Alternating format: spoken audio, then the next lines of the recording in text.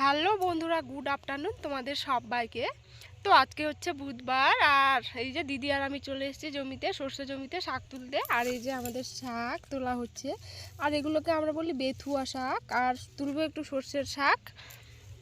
তো এই যে দিদি দেখো সর্ষে জমির মাঝখানে ঢুকে তুলছে, আর এটা আমাদেরই সর্ষে জমি।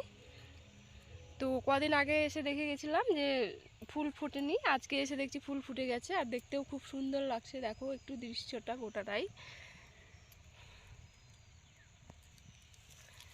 তো আমি তো আড্ডা মারছি তোমাদের সঙ্গে, আর দিদি শাক তুলে বেড়াচ্ছে। তো এই কটাই শাক তুলেছি, আমি এখন শাক তুলবো।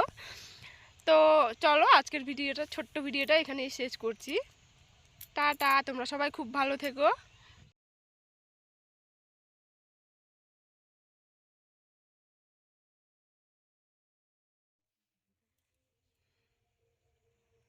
দেখো আমাদের জমি, এদিকে আমাদের দিকের জমিগুলো একটু দেখে নাও, কত সুন্দর লাগে দেখতে।